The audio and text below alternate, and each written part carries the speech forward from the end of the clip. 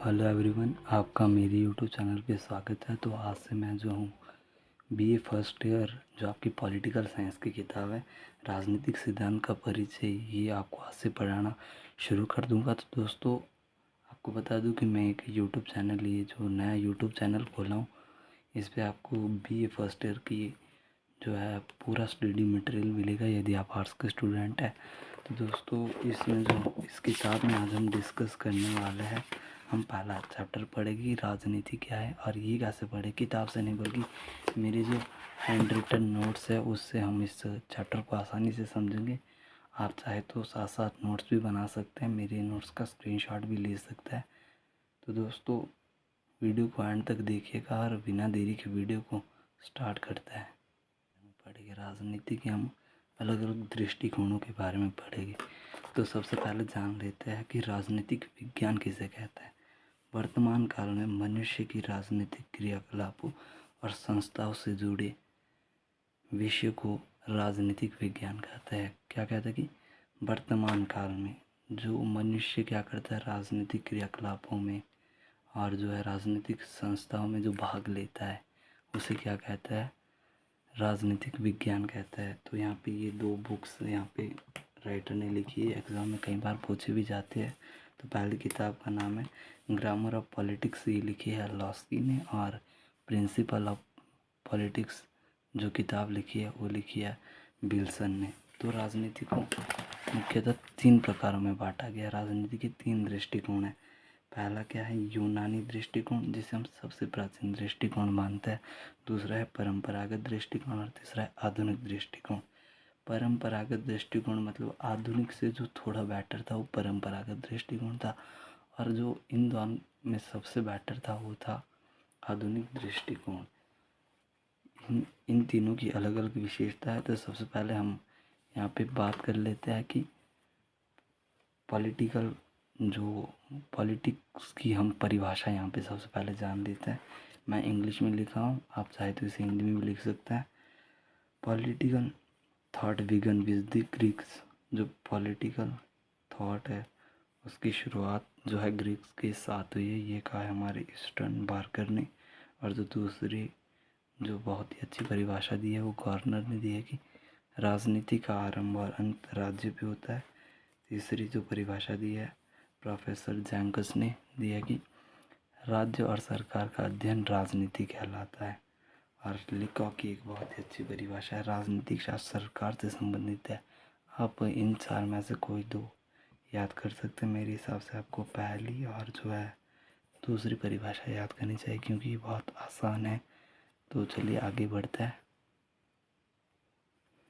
अब हम जानते हैं कि राजनीति शब्द कैसे आया है। बात करते हैं कि राजनीति शब्द कहाँ से आया है। जो राजनीति शब्द है वो यूनानी भाषा, जिसे हम ग्रीक भी कहते हैं, ग्रीक भाषा के पॉलिस से बना है। पॉलिस एक शब्द है जिसका अंग्रेज़ी में कन्वर्ट करके पॉलिटिकल बनाया गया है। और इस पॉलिस का जो साधारण अर्थ है, जो इसका हिंदी अनुवाद है वो क्या है, नगर राज्य, जिसे हम अंग्रेज़ी में सिटी स्टेट भी कहते हैं। कि राजनीति शास्त्र के पिता जो है अरस्तु को माना जाता है। ये 1 नंबर का क्वेश्चन बनता है, आप इसे अलग से लिख सकते हैं। नगर राज्य एक ऐसा स्थान है जिसकी चारों ओर से किलेबंदी की गई है। और इस यहाँ पे मैं एक लाइन लिखना भूल गया, नगर राज्य क्या एक ऐसा स्थान है जिसकी चारों तरफ से किलेबंदी की गई है, और ये जो है राज्य के सबसे उच्चतम क्षेत्र में स्थित होता है, जहाँ से पूरे राज्य पे क्या रखी जाती है, नज़र रखी जाती है। ये आप इस लाइन में ऐड कर लेते हैं। तो अब बात करते हैं राजनीति की दृष्टिकोणों की। जैसा मैंने आपको यहाँ पर भी बताया था कि राजनीति को जो है 3 भागों में बांटा गया है। पहला है यूनानी दृष्टिकोण, दूसरा है परंपरागत और तीसरा है आधुनिक। तो सबसे पहले बात करते हैं यूनानी दृष्टिकोण के बारे में। तो चलिए शुरू करते हैं। यूनानी दृष्टिकोण में जो है हम पुराने प्रकार की चीज़ें पढ़ेंगे कि पुराना राज्य कैसा था। तो सबसे पहले क्या था, राज्य और समाज में कोई अंतर नहीं समझा जाता था। कि यूनानी दृष्टिकोण में यूनानी नगर स्वरूप में नगर और राज्यों में कोई विशेष अंतर नहीं समझा जाता था, क्योंकि उस वक्त जो है गांव और राज्य का जो है सामाजिक आर्थिक जीवन जो है एक समान होता था। पहला क्या हो गया कि राज्य और समाज में कोई अंतर नहीं समझा जाता, क्योंकि उस वक्त जो है गांव और शहर के लोगों का जो रहन सहन वो एक बराबर होता था, क्योंकि उनमें कोई ज़्यादा डिफरेंस नहीं हुआ करता था। तो दूसरी जो हमारी इम्पोर्टेंट हेडिंग आती है यहाँ पे कि राज्य एक नैतिक संस्था है। नैतिक संस्था में आप जान सकते हैं कि नैतिक में व्यक्ति के नैतिक मूल्यों पर बल दिया जाता है। चाहे आप पढ़ सकते हैं, मैं ऐसे ही टाइम वेस्ट नहीं करूँगा आपका। और तीसरा क्या है, राज्य एक प्राकृतिक संस्था है। राज्य को प्राकृतिक संस्था क्यों माना गया है? क्योंकि व्यक्ति का जन्म जो है राज्य में स्वयं हुआ है। क्योंकि व्यक्ति का जन्म क्या हुआ, राज्य में स्वयं हुआ है, इसलिए जो इसे एक प्राकृतिक संस्था माना जाता है। राज्य में रहने वाले लोग एक समान नहीं। एक मूल विशेषता ये आती है कि यूनानी नगर राज्य में रहने वाले लोगों को एक समान नहीं माना जाता था, क्योंकि इन्हें जो है अरस्तु के द्वारा दो भागों में वर्गीकृत किया गया था। पहले जो नागरिक, पहले भाग में आता है नागरिक, और दूसरे जो भाग में आते हैं हमारे दास जिन्हें बंदी बना कर लाया जाता था। तो अब पांचवी हेडिंग आती है, राज्य का संबंध व्यक्ति के समस्त जीवन से था। राज्य का संबंध व्यक्ति के समस्त जीवन से होता था, क्योंकि जो राज्य का पूरा ध्यान एक व्यक्ति पे होता था, और उस व्यक्ति की जो सामाजिक, आर्थिक और सांस्कृतिक जो जीवन होता था, राजनीति उस पर पूरा ध्यान रखती थी, उस पर हस्तक्षेप भी कर सकती थी। और यहाँ पे आदर्श राज्य की स्थापना यूनानी विद्वानों का मूल कर्तव्य यही था कि एक आदर्श राज्य की स्थापना की जाए, जिसमें जो है लोग जो है आर्थिक, सामाजिक, राजनीतिक, सांस्कृतिक रूप से क्या हो सके, समृद्ध हो सके। तो आप देख सकते हैं यूनानी दृष्टिकोण में बस इतना ही था। एक बार फिर से बात कर लेता हूँ। राज्य और समाज में कोई अंतर नहीं समझा जाता। राज्य एक नैतिक संस्था मानी जाती थी, राज्य एक प्राकृतिक संस्था मानी जाती थी। और यहाँ पे राज्य में जो, यहाँ पे आप देख सकते हैं, यहाँ पे हेडिंग भी दी गई है कि राज्य में रहने वाले लोग एक समान नहीं होते थे। राज्य का संबंध व्यक्ति के समस्त जीवन के साथ हुआ करता था, और राज्य की आदर्श राज्य की स्थापना करना लोगों का मूल कर्तव्य होता था। तो नेक्स्ट वन इज परंपरागत क्षेत्र। परंपरागत जो है दृष्टिकोण भी हम किसे कहते हैं। अब पहला क्वेश्चन आता है कि परंपरागत क्षेत्र कौन सा है, कि परंपरागत क्षेत्र क्या आता है। यहाँ क्या है कि राजनीति में जो है 20वीं शताब्दी से पहले अपनाएंगे जितने भी दृष्टिकोण थे उन्हें परंपरागत दृष्टिकोण कहते हैं। परंपरागत क्षेत्र की जगह आप परंपरागत दृष्टिकोण भी लिख सकते हैं। तो परंपरागत दृष्टिकोण में हम क्या क्या पढ़ते हैं। पहला आता है राज्य का अध्ययन।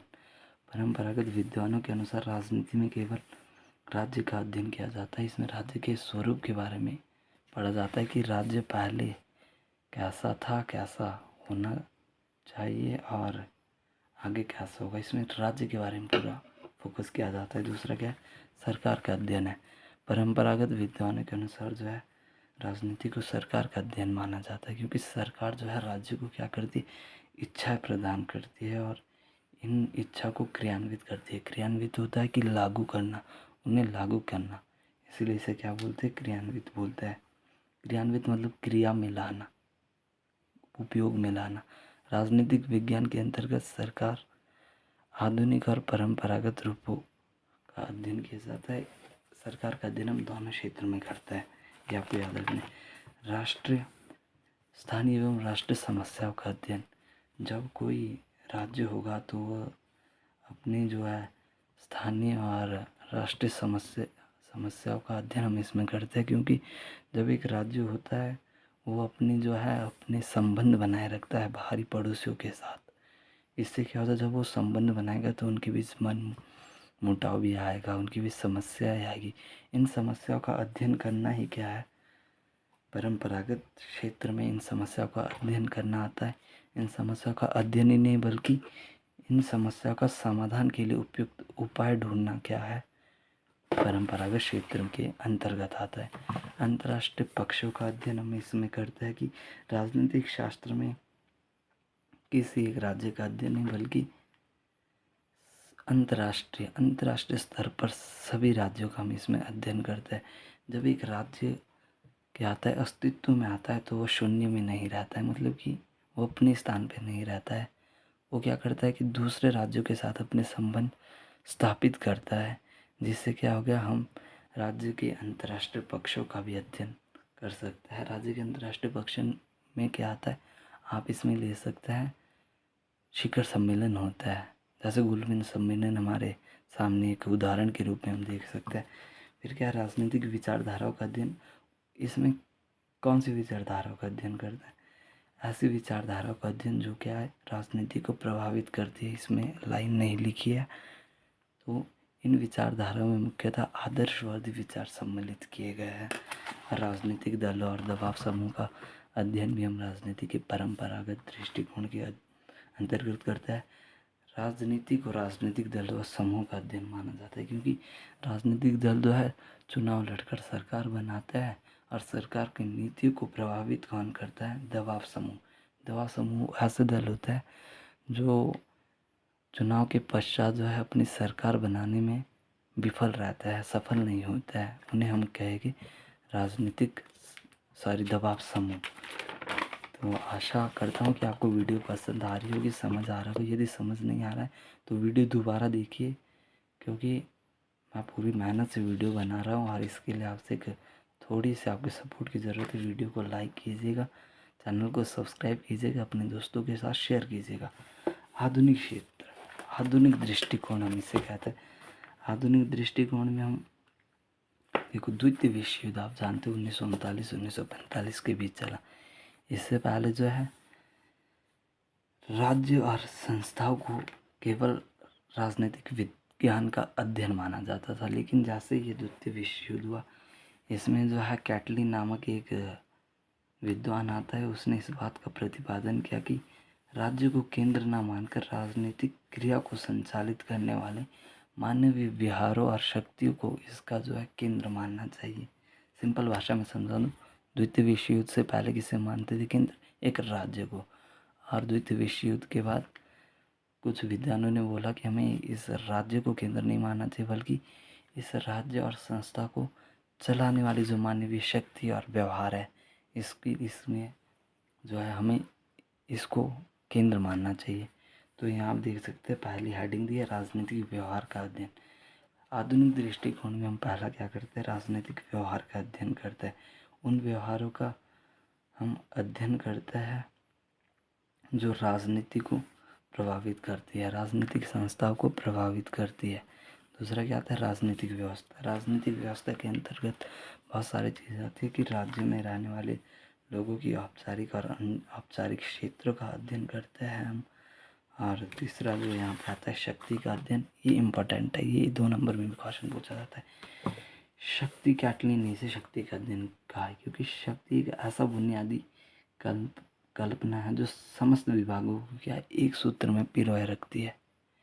आशा करता हूँ कि आपको समझ आ रहा होगा। फिर क्या आता है कि निर्णय प्रक्रिया का अध्ययन है। आधुनिक इसमें जो है इसको निर्णय प्रक्रिया का अध्ययन कहा गया है, क्योंकि जब हम इसे सरकार का अध्ययन बोलते हैं तो सरकार क्या करती है? निर्णय करती है। इसलिए हम इसे क्या बोलते हैं? निर्णय प्रक्रिया का अध्ययन, मानवीय प्रक्रिया का अध्ययन। इसका संबंध मानव की जो है समझ जीवन से, इसीलिए हम इसे बोलते हैं मानवीय प्रक्रियाओं का अध्ययन और संघर्ष और समस्याओं का अध्ययन। जब जो है एक राज्य और राजनीतिक दल जो है राष्ट्रीय स्तर पर भागीदारी लेगा, तो उसके सामने बहुत सारी समस्या और संघर्ष आएगी। इन समस्याओं का अध्ययन करने के पश्चात इन समस्याओं को जो है समाधान करना क्या कहलाता है? राजनीतिक विज्ञान के जो है हमारे आधुनिक क्षेत्र के अंतर्गत ही आता है। अब हम जो है इसका अंतर पढ़ लेते हैं। अगर आपको थोड़ा सा भी समझ आ रहा हो तो दोस्तों वीडियो को लाइक कर लीजिएगा। तो बात करते हैं आधुनिक और परंपरागत दृष्टिकोण में अंतर। हमने पहले पढ़ा कि आधुनिक दृष्टिकोण क्या है और परंपरागत दृष्टिकोण क्या है। अब इसके अंतर्गत एक आदर्शवादी, दूसरा प्रयोगवादी है। आदर्शवादी मतलब ये ऐसे सिद्धांतों पे जोर देता है जो इनका वातावरण अच्छा बनाता है। जो आधुनिक है, इसकी जो जड़ है वो वास्तविकता से जुड़ी है, ये वास्तविकता पर पूरा विश्वास करता है। दूसरा क्या? परंपरागत भविष्य के लिए चिंतित होते हैं, जबकि आधुनिक जो है वर्तमान के लिए चिंतित रहते हैं। आप देख सकते हैं यहाँ पे परंपरागत राजनीति के विद्वान जो भविष्य के लिए चिंतित रहते हैं कि राज्य भविष्य में कैसा होगा, ये इसमें सम्मिलित होगा। बल्कि जो आधुनिक है ये वर्तमान पे पूरा फोकस करते हैं कि अभी हमें राज्य के लिए क्या क्या काम करना है। इसमें जो है प्रयोग में लाई शब्दावली में अंतर भी है। क्योंकि जो ये जो है आधुनिक और परंपरागत दृष्टिकोण, इसकी बात हम कर रहे। परंपरागत में राजनीति का केंद्र केवल राज्य को माना जाता था, जबकि आधुनिक दृष्टिकोण में राज्य को केंद्र नहीं मानकर राजनीतिक प्रणाली को केंद्र माना जाता है। आशा करता हूँ समझ आ रहा होगा। फिर जो है साधनों और विधियों में अंतर बता दूँ। परंपरागत जो इनका प्रयोग में साधन और विधियाँ इनकी अलग अलग थी कि इनका जो मुख्य, जब ये अपना जो निष्कर्ष निकालते थे, ये किन शब्दों का प्रयोग करते थे? कल्पना, परिकल्पना और निजी विचार। जबकि जो है आधुनिक जो हमारे विद्वान है वो करते थे संग्रहण, निरीक्षण और विश्लेषण शब्द का प्रयोग।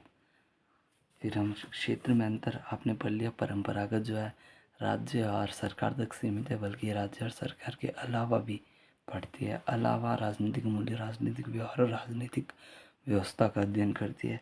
तो राजनीतिक संस्थाओं में जो ये परंपरागत है राजनीतिक संस्थाओं से संबंधित है, और आधुनिक जो इसकी कार्यात्मकता, मतलब इसकी कार्य, ये कैसे काम करती है, इस पर ज़्यादा जोर देती है। तो इसके बाद हम इसके लास्ट टॉपिक पे बात करने वाले हैं, जो कि है राजनीति की विशेषताएं। इसे आप कहते हैं एलिमेंट्स ऑफ पॉलिटिक्स। इसे आप ऐसे भी कह सकते हैं कि what are the main elements of political science. तो इतना पढ़ लिया, आशा करता हूँ आप इसको बना लेंगे, लेकिन तब भी समझा लेता हूँ कि राजनीति एक मानवीय प्रक्रिया है। क्यों है ये आप समझ सकते हैं, क्योंकि जो इसका संबंध मानव के प्रत्येक पक्ष से होता है। दूसरा, सर्वव्यापक संस्था है, क्योंकि हम राजनीति को एक राज्य में नहीं बल्कि राष्ट्रीय अंतर्राष्ट्रीय क्षेत्र पर देख रहे हैं, जिसमें हम उदाहरण दे सकते हैं शिखर सम्मेलन, गोलमेज सम्मेलन का राजनीतिक गतिशील प्रक्रिया, क्योंकि इसमें जो है समय के साथ साथ चेंज आते रहते हैं। फिर यहाँ पे राजनीति को सक्रियता, राजनीति के प्राण माना जाता है। क्यों माना जाता है? क्योंकि राजनीति में जब हम देखते हैं राजनीति में बहुत सारी समस्याएं और संघर्ष चलता है, इसके लिए जो है राजनीतिक दलों को सक्रिय रहना अनिवार्य है। यदि वो सक्रिय नहीं रहते तो उनका जो है विनाश हो सकता है। इसलिए सक्रियता को इसका इम्पोर्टेंट जो एक एलिमेंट बताया गया। राजनीति में शक्ति को भी एक एलिमेंट बताया। आपने पीछे पढ़ा कि जो है कैटलिन ने इसे शक्ति का अध्ययन कहा, क्योंकि ये जो है संपूर्ण बुनियादी सिद्धांतों को एक सूत्र में पिरोए रखती है। राजनीतिक संभावना जो है इसकी एक कला है। राजनीति को संघर्षों का अध्ययन कहा जाता है। ये क्यों कहा जाता है आप पढ़ चुके हैं। इस संघर्ष में लोगों और राजनीतिक दलों तथा उनके समुदाय की संभावना की विशेष परख की जाती है कि वो किस तरह राजनीति को पढ़ते हैं। पढ़ने के बाद उनकी जो समस्याएं आती है उसके ऊपर वो अपनी क्या संभावना प्रकट करते हैं, उनका क्या मानना होता है कि वो क्या उसके ऊपर जताते हैं कि ये संभव है नहीं है। ये आप इस पे पढ़ते हैं हम। इसलिए जो है राजनीति संभावना को इसमें प्रमुख बताया गया है। दोस्तों, ये था मेरा इस चैप्टर का मेन मोटिव। आशा करता हूँ आपको वीडियो समझ आई होगी। दोस्तों, अगर आपको वीडियो हल्की सी भी समझ आई होगी तो मेरे इस यूट्यूब चैनल को सब्सक्राइब कर लीजिएगा। और नेक्स्ट जो वीडियो होगी हमारी, वो होगी दूसरे चैप्टर पे, राजनीतिक सिद्धांत, परिभाषा, स्वरूप, क्षेत्र और इसकी जो प्रासंगिकता है। तो दोस्तों, थैंक्स फॉर वॉचिंग। बताइएगा आपको वीडियो कैसी लगी। और आपसे एक क्वेश्चन है कि राजनीतिक विज्ञान के पिता किसे कहा जाता है, कमेंट में ज़रूर बताइएगा। तब तक के लिए जय हिंद, जय भारत।